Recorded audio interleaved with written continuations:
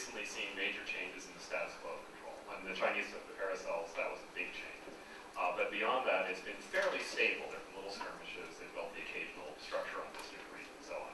But only in the last several months are there things that look potentially really changes in control. One is the net across the mouth of Scarborough Reef on the island, which really makes that a PRC control area. And another is what may turn out to be a shift in effective control of the area around the Senkaku Diaoyu Pact, with China insisting that Japan needs to understand the world has changed. Those are status quo altering undertakings, and I think in those circumstances, finding some way of changing the subject from pushing on the sovereignty issue is particularly important. And whether it's President Ma's East China Sea Peace Initiative or some other way of getting out of this game, which now seems to be played in a way that can change status quos, is important. I just want to say a couple other things in this, and then get to our last question before we turn to the audience.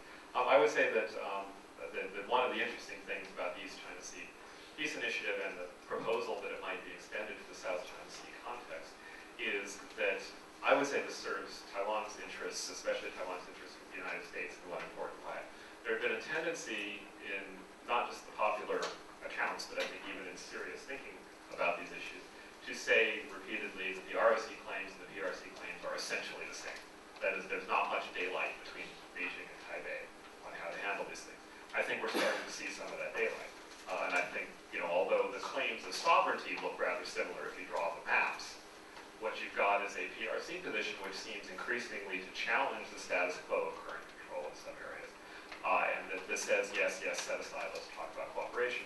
But the ROC position has taken more of the emphasis on cooperation, joint development, which used to be more central to the PRC approach. Think the agreement with Japan about the Xinjiang field, which fell apart. So there may be an emerging gap there, which I think helps differentiate the ROC position from the PRC position in a way that helps with Taiwan's external relations and relations with the U.S. But it does, of course, come in the context of other steps that have caused some friction. For instance, the U.S., I think, would have been happier had the ROC not taken what is still a fairly PRC-like position on what the government of Japan did toward the nationalization of to keep Ishihara from taking them. So it's a complicated pattern, but I think on the whole, the East China Sea Peace Initiative creates some useful daylight between PRC and ROC positions on that. As to the fisheries agreement more narrowly, I think that's a remarkable coup. As you says, not only anything that comes after so many years of failed attempts is worthy of notice, but it's not just an important taking down of tension in an area of friction. It is not just a diplomatic accomplishment. I would say it has two other features, or at least one other feature to it, which is it's really a coup on status.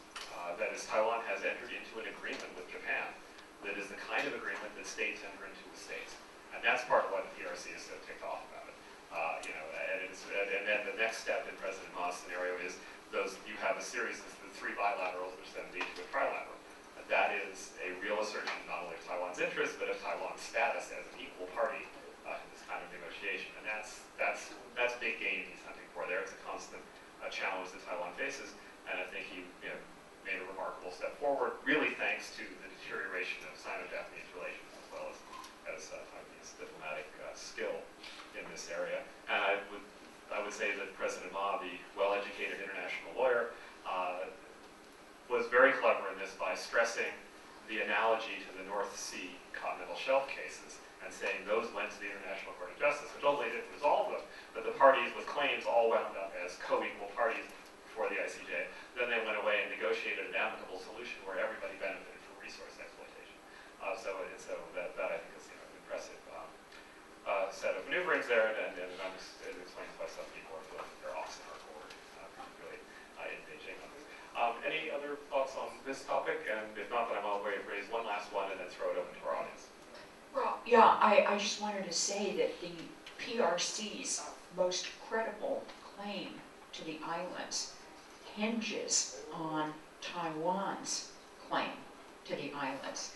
And it's this, and that is they maintain that the Diaoyu/Senkaku were ruled as part of Taiwan when the Japanese owned Taiwan. And therefore, when Japan repudiated ownership of Taiwan. It simultaneously repudiated the Diaoyu. You see what I mean? However, Taiwan has been unable to come up with a piece of paper proving it did.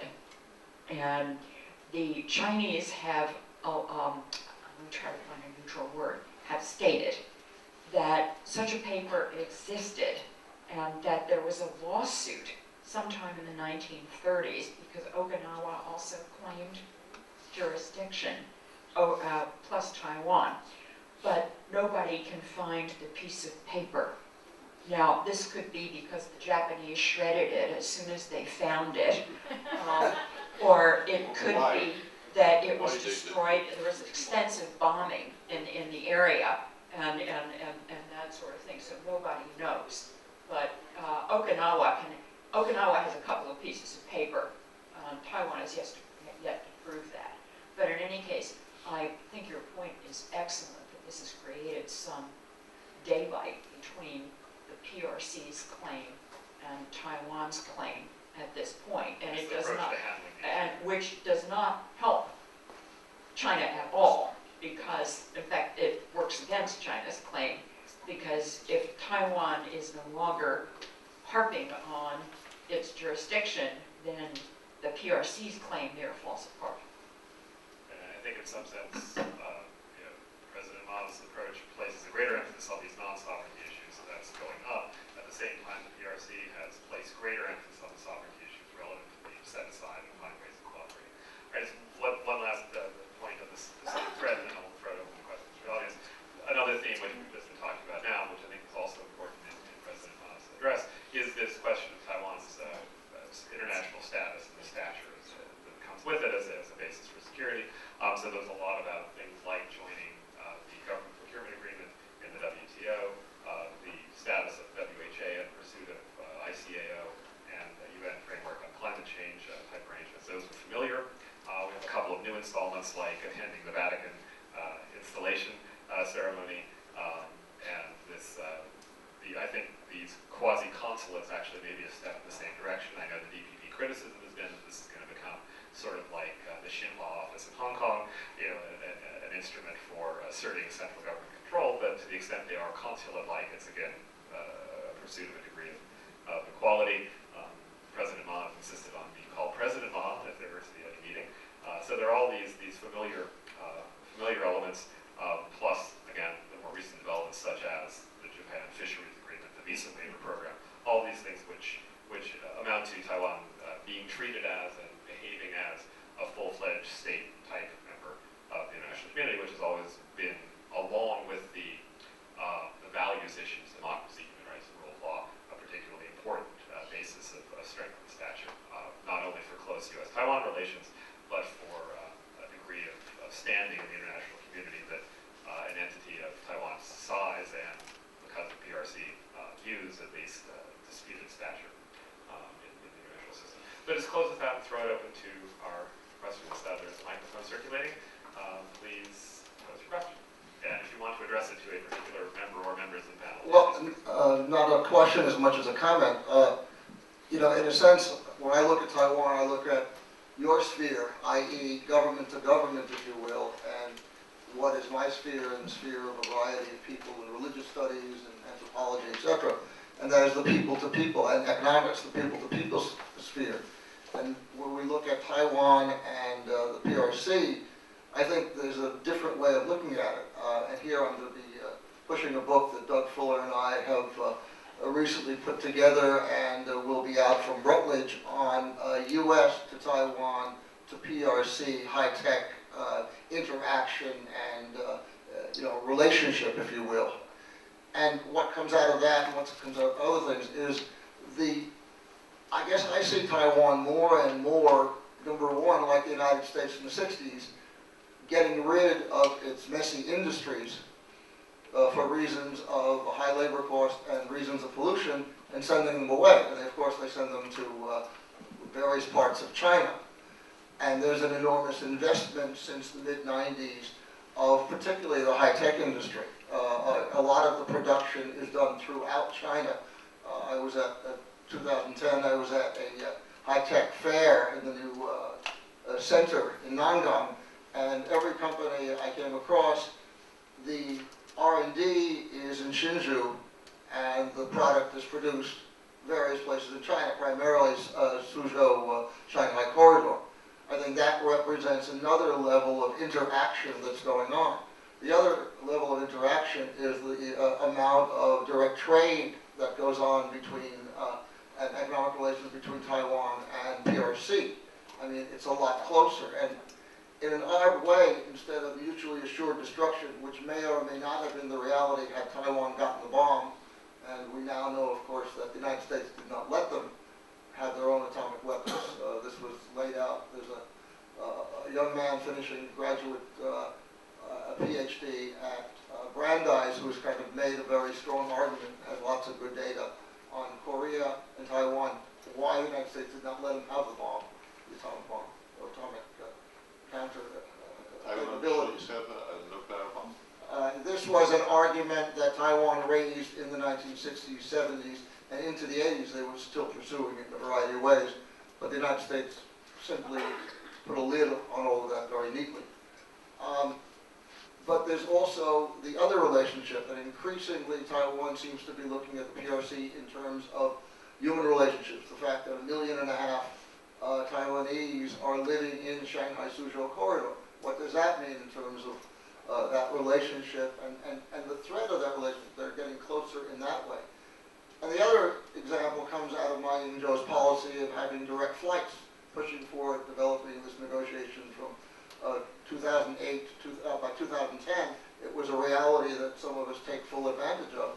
And that in turn is another kind of relationship the other way, that if you, and this goes back to about a year ago now, I was at the first National Congress, International Congress of Taiwan Studies, and then did some speaking, and one day I got to Palace Museum. Who was there? Mainlanders. Lots and lots and lots of mainlanders on a slow Monday. The next day, I was at Taipei 101 doing something with the Columbia Alumni Association, and the head of that association is the manager of Taipei 101. I go to the top and I look at Taipei below me, and who's around me? PRC people, tourists. Okay. And the other little detail that now the PRC can buy into 10%, I believe, at this moment, of Taiwanese corporations, something that they weren't allowed to do before. I think what I'm saying here is the level of integration is much greater than it seems if we look, and if we look a little deeper, we see that level of integration, and I just wanted to point that out. Okay, thanks. I'll take another question and then go ahead to the panelists. Oh, since we're running a little short time, I want to take 2 questions and I'll invite the panelists to respond to everyone. Yeah. And then back to that. This question is directed to the entire panel. I guess my question is, through Taiwan and China relations, if you look, and Professor Wolf alluded to the fact that he can't really predict what's going to happen in the future because there's not much historical context to base it on, but if we look to, say, America, in our history of development, China can seem to be going through a similar pattern of development, and ultimately they're going to have to democratize in some form to ensure domestic stability, which could help relations with them in Taiwan. And ultimately, from a pattern you see is stable borders between countries and territories are either obtained through war or purchase.